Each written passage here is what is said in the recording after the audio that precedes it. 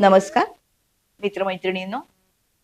रवी आणि चंद्र प्रत्येक स्थानामध्ये एकेका शब्दात सांगितलं मी तुम्हाला पटापट पटापट पटापट करण्यासाठी. बुधाबद्दल बोलूया. बुध हा बुद्धिमत्तेचा कारक आहे, इंटेलिजन्स कोशंट आहे, कॉम्प्युटरचा कारक आहे, इंटरनेटचा कारक आहे. नवीन ह्या काळामध्ये इंटरनेटच्या काळामध्ये बुध अतिशय महत्वाचा AI आहे.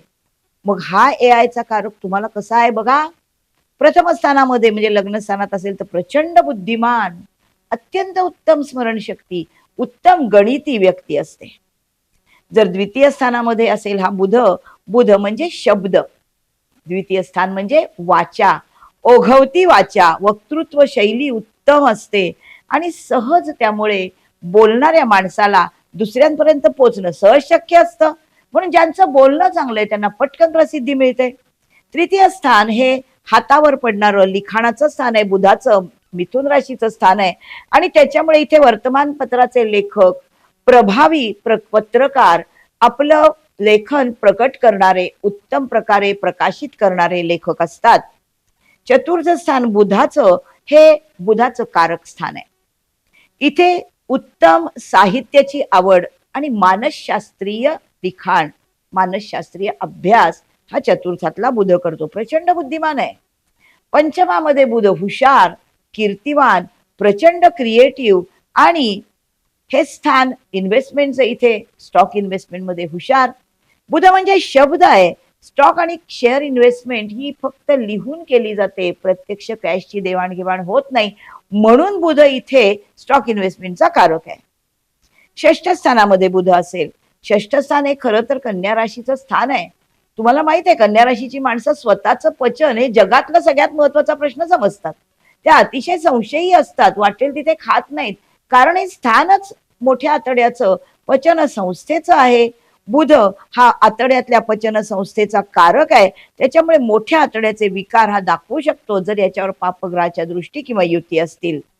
सप्तम स्थानामध्ये ह्या जेव्हा बुध सप्तमात येतो, बुध हा मीडियाचा कारक आहे, हुशार जोडीदार असतो. बुधा बुद्धिमत्ता आहे. सप्तमामध्ये बुध असलेल्याला जोडीदार हुशार मिळतोच आणि शिवाय ही व्यक्ती उत्तम नकलाकार असू शकते. अष्टम स्थानामध्ये, अष्टम स्थान हे क्रॉनिक डिसीजचं स्थान आहे आणि हे गूढ ज्ञानाचं स्थान आहे. इथे असणारा बुध हा थोडासा मनोविकाराकडे जाणार आहे, कारण बुधाला इथे तब्येत चांगली नाही राहत. अष्टम स्थान हे क्रॉनिक डिसीज आहे. पण एक मजेची गोष्ट अशी आहे, जेव्हा वर्ग चार्टचा अभ्यास करू तेव्हा D24 आज जेव्हा एज्युकेशनचा चार्ट आपण बघू, त्या चार्टमध्ये जर अष्टमात बुध आला तर उत्तम उत्तम हिलिंगचं नॉलेज मधलं शिकतो मुलगा. नंतर भाग्यस्थान, इथे असणारा बुध पदवीधर असतो, परदेशी व्यापार संबंध असतात, कम्युनिकेशनचा एक भाग असं हा बुध भाग्याकडे बघतो. दशम स्थानामध्ये हे त्याचं परत कारक स्थान आहे. वाणिज्य, व्यवसाय, व्यापार, कम्युनिकेशनच्या साधनांचा व्यवसाय हे सगळं हा बुध करतो. लाभस्थान हे मित्रांचं, कम्युनिकेशन करून चांगले मित्र मिळवणारं, मित्रांमुळे भाग्योदय होणारं स्थान आहे. व्ययस्थानामध्ये बुध असणं, बुध हा नैसर्गिक शुभ ग्रह आहे. व्ययस्थान हे क्रॉनिक डिसीज मध्ये किंवा आजारपणामध्ये पैसे खर्च होणारं स्थान आहे आणि त्याच्यामुळे इथे मुळात हे व्ययस्थान हे डोळ्याचं पण आहे.